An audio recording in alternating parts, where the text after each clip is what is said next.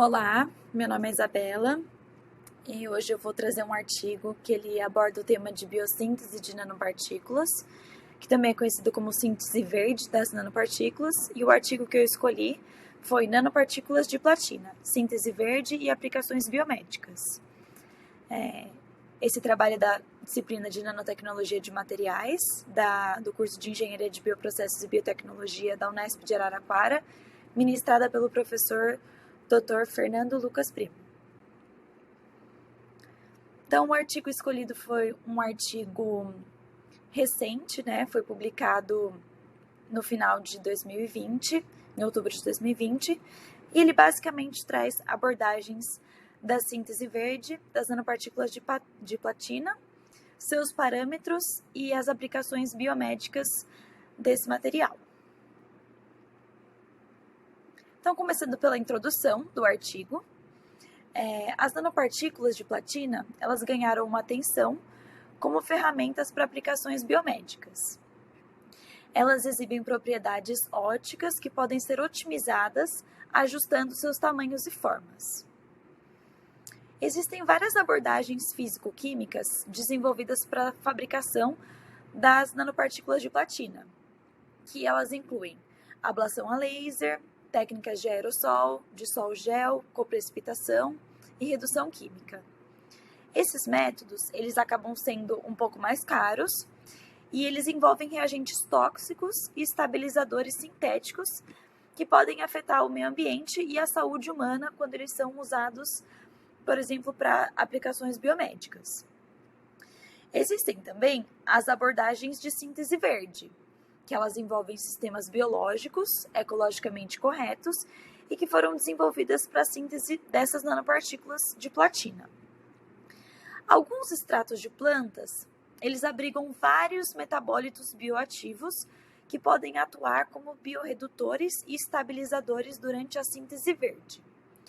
Claro que além de plantas, também existem outras entidades biológicas que podem ser empregadas na síntese verde, incluindo micróbios e algas marinhas, mas que eles se diferem um pouco do processo realizado com esses extratos vegetais.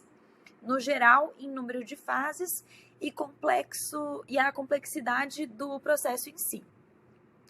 A gente vai falar um pouco sobre essas outras entidades biológicas um pouco mais para frente. Os extratos vegetais, como eu já disse, eles contêm os metabólitos bioativos dentro deles, que podem ser primários ou secundários, e eles podem servir como agentes naturais de redução. A síntese verde de nanopartículas metálicas, quando mediada por plantas, é um processo muito simples e rápido, que basicamente envolve a mistura do extrato da planta com as soluções contendo os íons metálicos, a temperatura e pH ideal. A produção das nanopartículas, ela é indicada, no geral, pela mudança de cor do meio reacional, como a gente acabou vendo em algumas aulas práticas realizadas na disciplina. Vários fatores precisam ser otimizados para controlar o tamanho médio, a morfologia e a carga superficial das nanopartículas metálicas, incluindo, então, o pH, a temperatura e o tempo de contato. Além disso, outra parte importante na avaliação da síntese verde das nanopartículas e também na síntese convencional é a caracterização delas. Algumas ferramentas analíticas que são utilizadas para a caracterização das nanometálicas, em geral, incluem a espectrofotometria no UV visível, espalhamento dinâmico da luz, que é o DLS, microscopia eletrônica de varredura e o infravermelho. Aqui, então, a gente vê um esquema de alguns extratos vegetais usados na síntese das nanopartículas de platina. Então, aqui a gente tem alguns exemplos, como, por exemplo, o chá verde, a erva tulsi. E daí o que acontece é, a gente pega o extrato disso, então, através da maceração e filtração, a gente obtém o extrato da planta, que é misturado com uma solução contendo os íons do meu metal, né? Nesse caso é a platina. E é através desse simples processo, na verdade, que a gente obtém as nanopartículas. Aqui, então, depois dessa solução aqui, que ela se tornou azul, né? Depois da redução, a gente vai ali na setinha para baixo e vê as nanopartículas de platina. Então, temos também os processos, como eu mencionei, de caracterização dessas nanopartículas, da espectrofotometria, o DLS, e depois a gente consegue ver, a partir da síntese delas, as aplicações biomédicas que essas partículas possuem. Os extratos vegetais, então os extratos das plantas, eles têm sido considerados uma rota verde e uma abordagem confiável para a produção de nanopartículas de platina seguras. Além disso, elas são ecologicamente corretas e biocompatíveis. A fitossíntese das nanoplatinas tem sido utilizada para substituir os atuais métodos sintéticos e que são considerados perigosos, além de conterem várias etapas na produção. Entretanto, existe pouca variedade de estudos sobre o uso de abordagens verdes envolvendo plantas e extratos vegetais na síntese das nanopartículas de platina. A gente tem alguns relatos na literatura da síntese, usando o caldo de folhas da Azadirachia, o extrato de semente da Nigella sativa, que é o cominho preto, e o extrato de fruto da Terminalia schebula. Apesar da literatura ser enxuta sobre esse assunto, esse artigo que eu trouxe, ele traz alguns autores que relatam sobre a biossíntese das nanopartículas de platina a partir dos extratos vegetais, e a seguir a gente vai ver um pouco delas, citando também as aplicações biomédicas encontradas em cada um dos casos.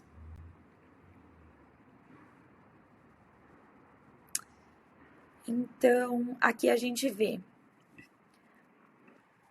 como eu mencionei anteriormente, o uso dos extratos vegetais na síntese de nanopartículas caracteriza um processo bem simples e de apenas uma fase. Até mesmo como a gente observou nas aulas práticas, com o extrato de café e o extrato da quebra-pedra, que é a Phyllanthus niruri. Por isso, esses processos de síntese, eles não foram e não são tão explorados pela literatura, salvo exceção os estudos de alteração de parâmetros, como a variação de pH e temperatura. Então, nesse artigo, é uma revisão detalhada, ele traz uma tabela com bastante informação, mas aqui eu trouxe os principais highlights. Então, aqui a gente tem o cominho preto, que foram utilizadas sementes, a forma da nanopartícula formada foi esférica, e a aplicação biomédica que apresentou foi anticancerígena, mais especificamente para o câncer de mamas e bactericida. Usando o polifenol do chá, a peça utilizada foi a folha, a forma da nanopartícula foi em formato de flor, e a aplicação biomédica foi anticancerígena também, só que mais aplicada ao colo do útero. Já a romã, a peça utilizada foram as crostas. O formato das nanopartículas tiveram esféricas e também cúbicas. E as aplicações foi um efeito de antiproliferação e reforço de apoptose contra adenocarcinoma. A Dioscorea bulbífera foi uma espécie de batata.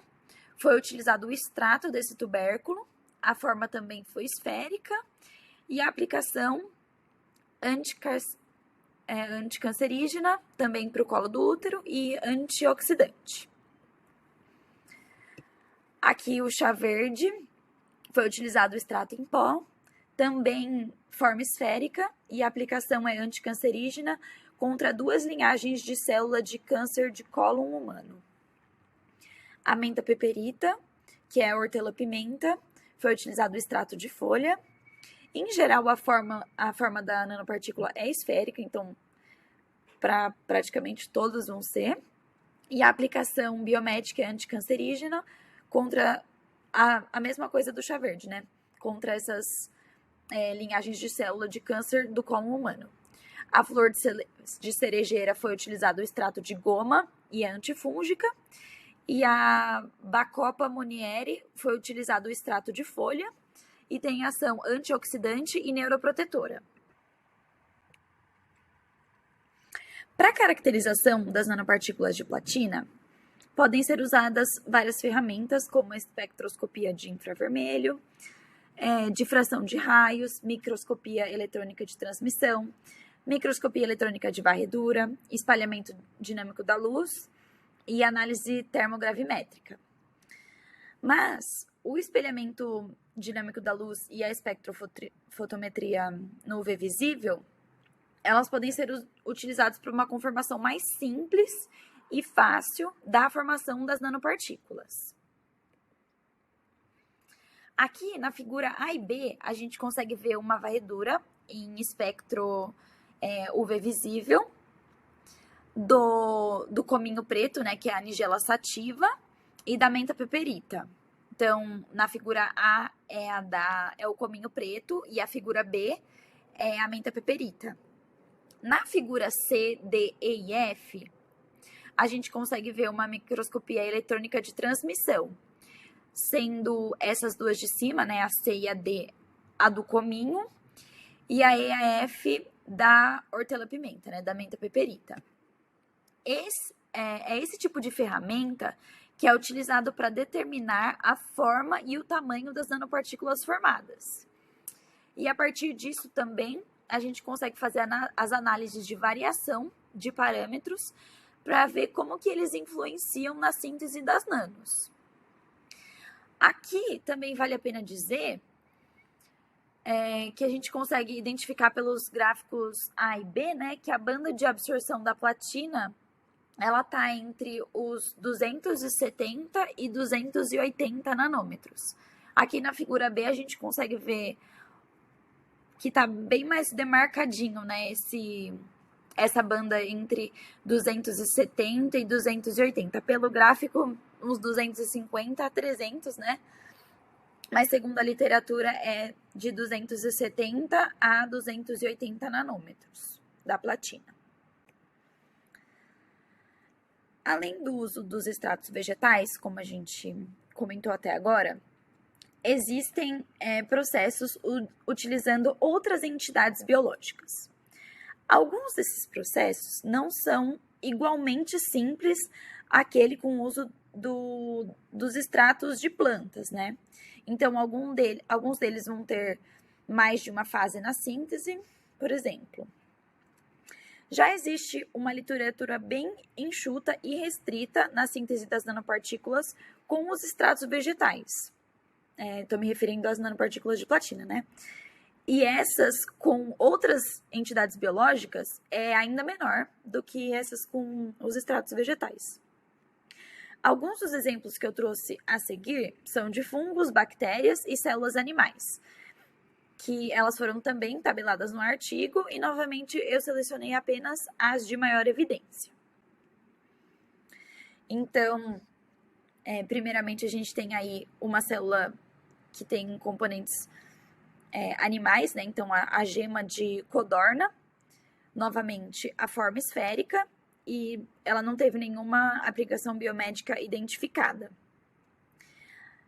Uma cepa de Streptomyces, que é uma bactéria gram-positiva, também esférica, ela apresentou atividade anticancerígena. O leite de ovelha também foi utilizado para a síntese de nanopartículas de platina, com sucesso, mas também não teve nenhuma aplicação biomédica identificada. Aqui, as algas marrons. Então, essa alga marrom ela foi cultivada a temperatura ambiente por 10 minutos. A forma dela foi octaédrica e ela apresentou aplicação bactericida contra E. coli e L. lactis. Aqui a gente tem outra alga, na verdade, alga marrom igualmente, mas cultivada de forma diferente, então a 50 graus Celsius por 3 horas. também apresentou forma esférica, mas diferente da outra alga cultivada na temperatura ambiente por um menor tempo, e uma aplicação também diferente da outra, anticancerígena, mais focada no câncer de pulmão. A Acinetobacter teve uma forma cuboidal, sem nenhuma aplicação.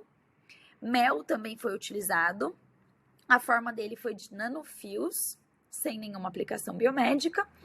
E a proteína globular albumina sérica bovina teve uma forma octaédrica, sem nenhuma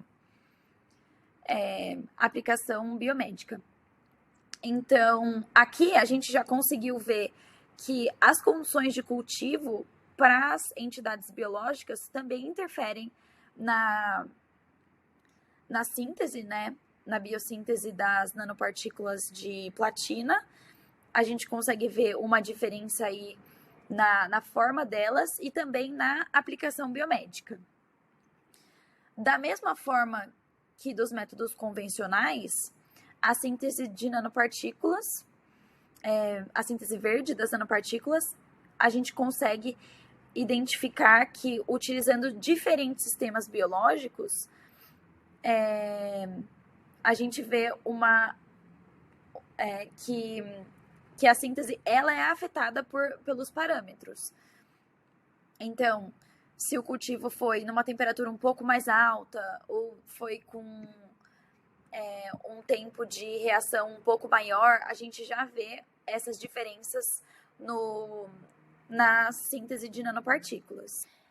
Esses parâmetros de pH, temperatura e tempo de contato, eles controlam a taxa e o rendimento das nanopartículas, assim como o tamanho, a forma e a estabilidade delas. A revisão desse artigo, ela também conseguiu discutir que os comprimentos de onda e absorção das soluções contendo as nanopartículas foi diferente de acordo com cada extrato utilizado. Então, por mais que a banda de absorção seja entre 270 e 280, o artigo ele reuniu outros estudos mostrando que a absorção ela variou de acordo com a quantidade de extrato utilizado e também o extrato utilizado em si. Isso pode estar relacionado com as propriedades dos extratos vegetais e também da capacidade de redução de cada um deles de acordo com o metabólito que eles possuem. Então, esse artigo de revisão que eu trouxe hoje, ele traz vários estudos para a síntese verde das nanopartículas de platina, utilizando uma variedade de entidades biológicas, incluindo extratos de plantas, algas, micro-organismos, gema de ovo, leite de ovelha, albumina de soro bovino, etc. A síntese verde ela é conduzida principalmente em condições ambientais e reações de curta duração. Os parâmetros como temperatura, tempo de contato, taxa de adição das entidades biológicas e pH, eles devem ser otimizados durante a biossíntese para que possa haver um controle do tamanho médio e da forma das nanopartículas de platina, que automaticamente influencia no possível uso e nas diferentes aplicações biomédicas. Plantas e outras entidades biológicas também são ricas em diferentes compostos bioativos, que podem ser depositados nas partículas de platina durante a síntese. Essas partículas que ficam revestidas com esses compostos, elas podem ser utilizadas como antibactericidas, agentes anticancerígenos e antifúngicos. Como projeções, o artigo traz que para as aplicações de outras nanopartículas metálicas, então ouro, prata, são necessários estudos in vitro e com animais para compreender os mecanismos de biossíntese das nanoplatinas, assim como a influência no sistema imunológico humano e a atividade antioxidante e os efeitos dessas partículas a longo prazo no corpo humano. É isso, muito obrigada!